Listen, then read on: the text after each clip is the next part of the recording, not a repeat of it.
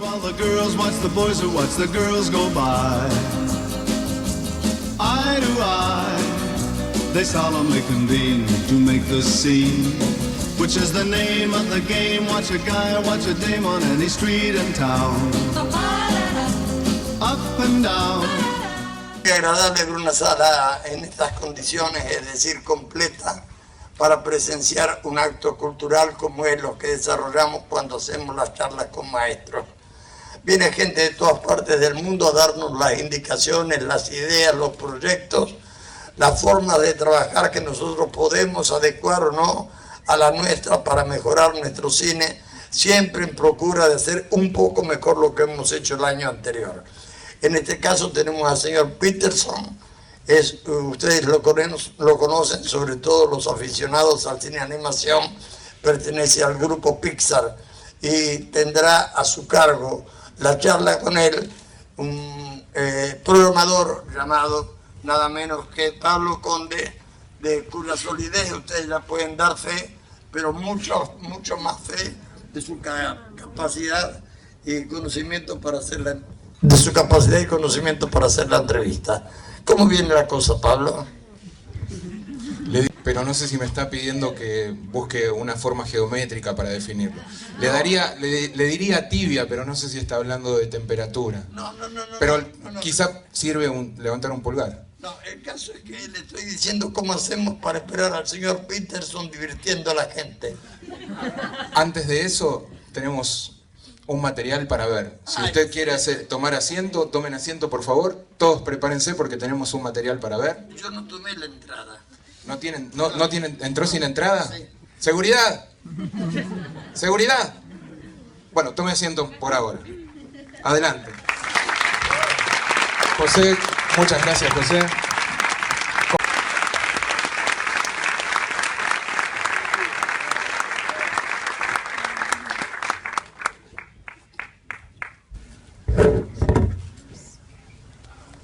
Bueno.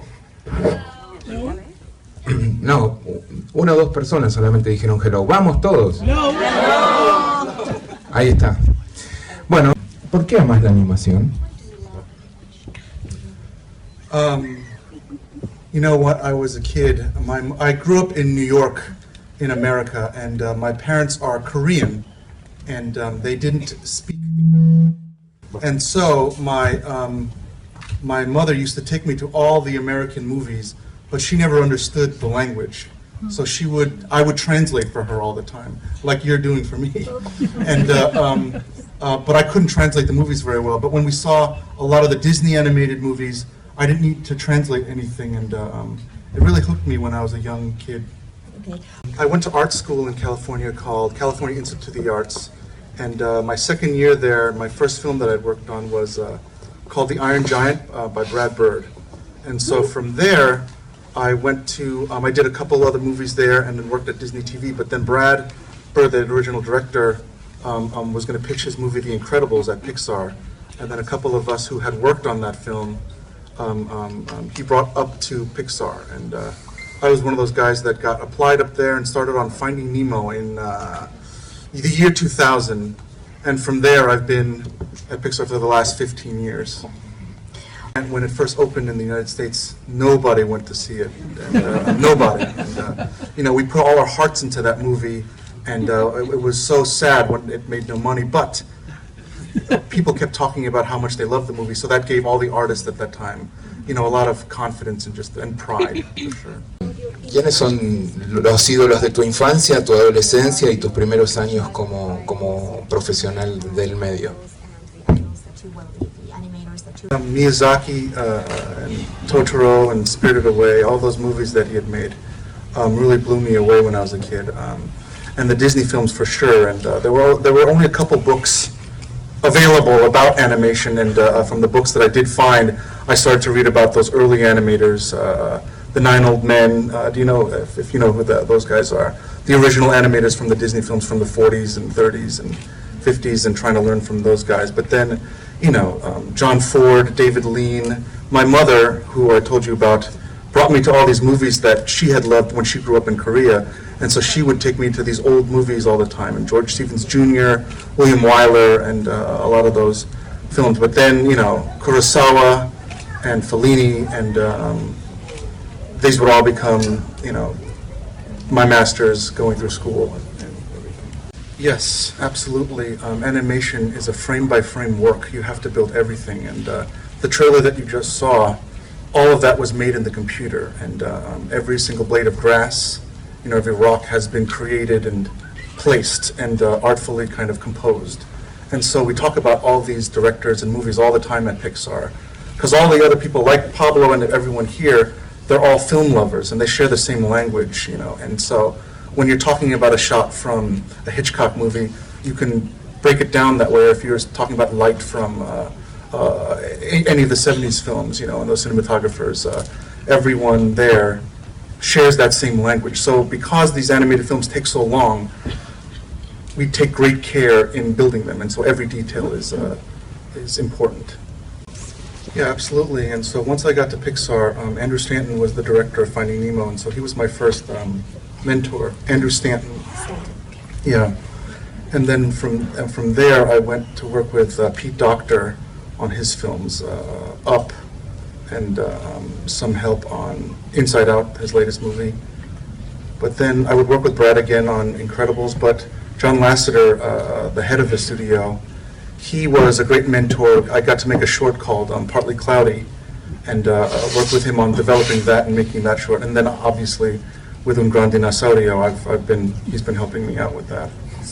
For only 15 years, so I missed the whole Toy Story creation. But the people at the studio were showing the early story reels of Toy Story, and it was amazing because Woody was a jerk. He was yelling at everyone and really negative, and he pushes Buzz out the window, and everyone was like, "How could you do that?" And he's like, "Get out of my way, I don't like him." And you're watching this movie, and you're just like, this guy is, I could never empathize with this character. And John Lasseter was talking about,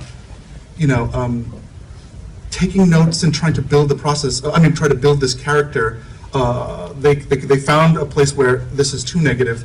Let's pull back and throw that character to the side and then rethink about it again. And once they found Tom Hanks, the actor, he brought a way to be negative, but in a fun way, where he could be like, Buzz, I don't care. So he can be jealous and angry, but in a very positive way. And that was the secret to Woody. And so in building, and that's what really saved that movie, because John was talking about that was their first movie that they had to get greenlit through Disney, and they were so in danger of not being made that once they found Woody and Buzz and the characters, the rest of the story fit. And then that was the movie that got greenlit once they kind of changed it. And so that just goes to say how important the characters are. Also, the dinosaurs were able to survive. And ¿Y qué pasaría si los dinosaurios hubieran logrado sobrevivir? Yeah, and you can go anywhere with that story. You can go to a city, or you can go to anything, but there was something really fun about a farming dinosaur that really kind of was very sincere, a working family on a farm. But there's the idea of the fun of the scale of dinosaurs. You have a lot of fun with that. I loved dinosaurs when I was a kid, but also there was an emotional connection to the idea of a dinosaur. Meaning, when you're called a dinosaur, meaning you're kind of old and you're stuck. And there was the idea of how do you get unstuck? How do you move forward? And Arlo in our film loses his father, and so emotionally he gets really stuck and is unable to move forward. But with the help of his friend, he's able to move forward. So there was that idea, the scale of the dinosaurs, the fun of that world, and that big what if was all kind of in part of. It started off with that simple classic story of the boy and dog. Bueno, empezó como una historia clásica, la historia del niño y el perro. Yes, and but flipping it, where the boy is the dinosaur and the dog is the human boy. Pero la dimos vuelta a la historia, porque en este caso el niño es el dinosaurio y el perro es el niño humano. Yes, and so in that world, the dinosaur speaks a language and the little boy is an animal. He doesn't speak any language whatsoever. En ese mundo, tan dado vuelta, el dinosaurio habla un idioma y el niño no habla ningún idioma, es como un animal. And for me, some of my favorite movies about this, it's always been about a coming-of-age story. It's about how will this boy become a man? And so how do you make a dinosaur a boy? Because if he was a real-looking dinosaur, you would look at the world and just say, hey, you're a dinosaur, eat the leaves around you, just survive. And so you would need to find a way to make Arlo feel like a young human boy in that flip. Because this movie is not only about him growing up, but it's a survival story. We throw him into the wilderness, and it's a huge wilderness, and it's terrifying and beautiful, but he needs to learn to survive out there. And so, you know, in the beginning of the film, he's very incapable, he's very weak. And so in his knees, we made them nice and round and like an 11-year-old, that he's still kind of growing in his body. His eyes are big so that when he goes out into the wilderness, that you can see him kind of being afraid of the woods and looking around and trying to find that youthful quality to him, so that, because there's not a lot of dialogue, because he speaks but the little dog doesn't, we use a lot of the animation of the eyes to kind of sell that type of communication. On the other end of that spectrum, it's interesting because the world is very realistic looking, but we really put that forward so that you could feel that the world can be dangerous and that this dinosaur could die out there. We tried other things where the world became a little bit more graphic and cartoony, but then you didn't feel the danger of it. And so trying to find that design in Arlo so that you could balance, he's a dinosaur, he's a boy, but he's also incapable of surviving out in this world. No, absolutely. You know, it's an emotional ride for me. There was, you know, for me, you see the movie over and over again. You know, it's 5 years and you just watch it constantly. But at this point, after it's all finished, we finished 2 weeks ago. And when I watch the movie now, all I see are the faces of the people that work on it. You know, every scene, there is someone behind it. Every rock, every character motion, I see the artists at Pixar. And it gets me very emotional because there was a lot of work, and there was you know, everyone at Pixar, you just like open your heart and you put it in there and you just say, this is what I'm putting forward for the movie. And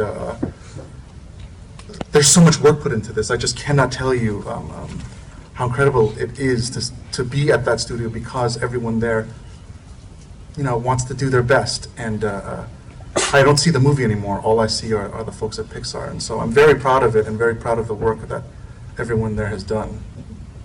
Nunca tuve la tentación de hacer otras cosas, de dejar la animación para hacer otra película, otro género. No, I have loved animation since I was like 4 or 5 years old. Understand, it's such a beautiful art form. It requires a knowledge in so many arts. I love live action movies, but I'm also an artist. I love to draw, and that's how I started. And I couldn't imagine not drawing and trying to communicate in that way.